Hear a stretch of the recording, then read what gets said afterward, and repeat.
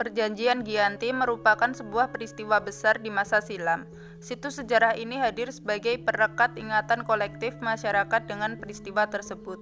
Perjanjian ini lahir sebagai sebuah kesepakatan segitiga politik antara Pakubuwono III, Pangeran Mangkubumi, dan Perserikatan Dagang Hindia Belanda atau VOC pada 13 Februari 1755. Nama Giyanti sendiri diambil dari lokasi penandatanganan perjanjian, yakni di Desa Janti. Dalam pelafalan Belanda, ia tersebut sebagai Iyanti, dan secara tertulis ia terbaca sebagai Giyanti. Tempat tersebut sekarang dikenal sebagai Duku Kertan Jantiharjo, Karanganyar, Jawa Tengah.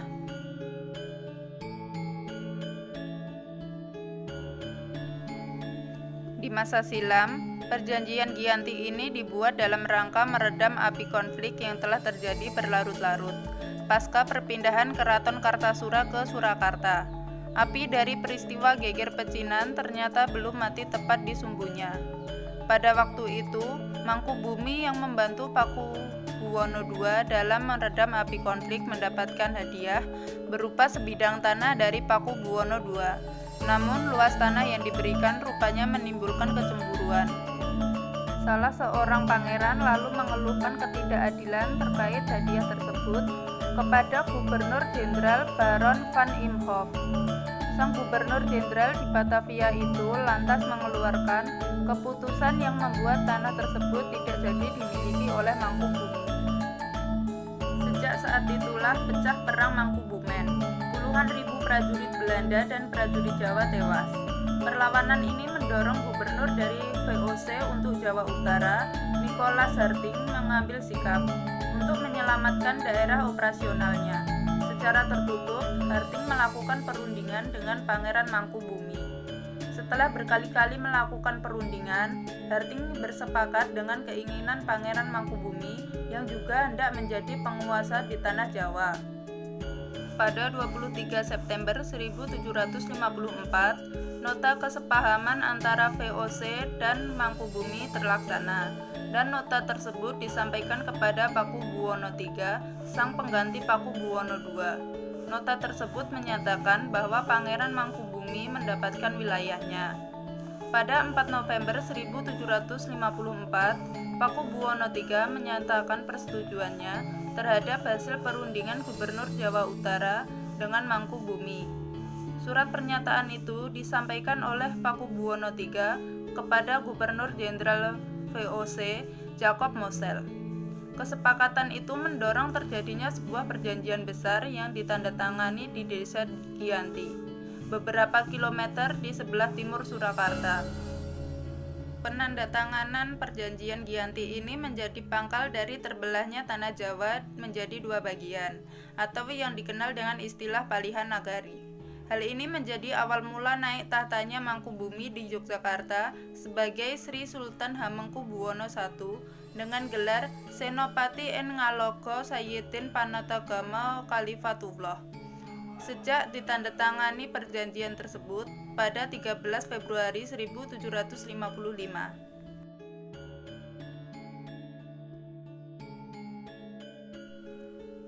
Lalu 2 hari kemudian, tepatnya tanggal 15 Februari 1755, ada pertemuan untuk meneruskan bagian. Aspek atribut-atribut keraton antara lain keris yang menjadi pusaka raja itu diserahkan kepada Sultan Hamengkubuwono I. Yang kedua adalah bahasa. Jogja meneruskan dialek yang disebut bahasa Bakongan. Bahasanya antara Surakarta dan Yogyakarta juga mempunyai identitas. Kalau yang satu ada inggih, ia untuk Surakarta, yang satu ada injih, ia untuk Yogyakarta. Kemudian tari. Bila Surakarta untuk pergerakan gagahan hingga ke atas membuka ketiak, Yogyakarta cukup sampai dada, hingga sampai menggunakan penutup kepala yang disebut blangkon. Yogyakarta menggunakan benjolan di belakang. Surakarta cukup dengan krepes atau datar.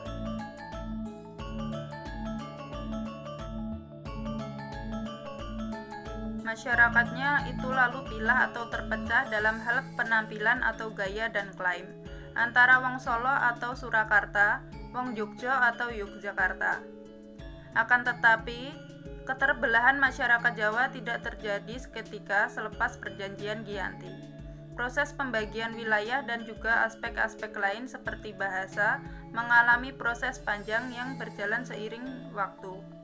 Perjanjian Giyanti yang tidak merinci pembagian wilayah pada gilirannya menimbulkan rentetan-rentetan peristiwa. Pembagiannya itu sengaja diacak sehingga banyak wilayah-wilayah yang tumpang tindih satu sama lain. Ada beberapa wilayah Jogja, sekelilingnya wilayah Solo. Ada beberapa wilayah Solo, sekelilingnya wilayah Jogja. Sehingga mengakibatkan kecenderungan untuk konflik di antara kedua kerajaan itu. Sementara itu, pasca Perjanjian Giyanti, Raden Mas Said atau Pangeran Sambernyawa yang dahulu membantu Pangeran Mangkubumi masih terus melakukan pemberontakan. Seperti halnya Mangkubumi, Pangeran Sambernyawa yang juga Trah Pakubuwono turut menuntut hak sebagai penguasa wilayah. Dalam gerakannya pada Oktober 1755, Pangeran Sambernyawa berhasil mengalahkan satu kelompok VOC. Kemudian pada Februari 1756, ia juga hampir membakar keraton yang baru saja didirikan di Yogyakarta. Setelah perang bertahun-tahun, VOC akhirnya menyudahinya dengan penandatanganan Perjanjian Salatiga pada 1757. Perjanjian ini membuat tanah Jawa kembali terbagi. Pada perjanjian ini disepakati bahwa Pangeran Sambernyawa mendapatkan sebagian dari wilayah Kasunanan Surakarta dengan wilayah yang kini dikenal sebagai wilayah Kadipaten Mangkunegaran. Sementara itu, pasca Perjanjian Giyanti, Raden Mas Said atau Pangeran Sambernyawa yang dahulu membantu Pangeran Mangkubumi masih terus melakukan pemberontakan. Seperti halnya Mangkubumi, Pangeran Sambernyawa yang juga Trah Pakubuwono turut menuntut hak sebagai penguasa wilayah. Dalam gerakannya pada Oktober 1755, Pangeran Sambernyawa berhasil mengalahkan satu kelompok VOC. Kemudian pada Februari 1756, ia juga hampir membakar keraton yang baru saja didirikan di Yogyakarta. Setelah perang bertahun-tahun, VOC akhirnya menyudahinya dengan penandatanganan Perjanjian Salatiga pada 1757. Perjanjian ini membuat tanah Jawa kembali terbagi. Pada perjanjian ini disepakati bahwa Pangeran Sambernyawa mendapatkan sebagian dari wilayah Kasunanan Surakarta dengan wilayah yang kini dikenal sebagai wilayah Kadipaten Mangkunegaran. Pangeran Sambernyawa pun berjatah tahta dengan gelar Kanjeng Gusti Pangeran Adipati Arya Mangkunegara Lelana Jaya Misesa Senopati ing Alaga Satria Raga Mataram ing Nagari Surakarta Hadiningrat. Keterbelahan Jawa ini di kemudian hari belum berhenti. Pada 1813, di masa Gubernur Jenderal Thomas Stamford Raffles dari Kerajaan Inggris, Kesultanan Ngayogyakarta juga terbelah dengan lahirnya Pakualaman. Dengan demikian, tanah Jawa kemudian memiliki 4 wilayah pemerintahan, masing-masing tumbuh dengan perbedaan model dan orientasi politik. Hal ini pun mengantarkan Jawa pada rupa yang beragam.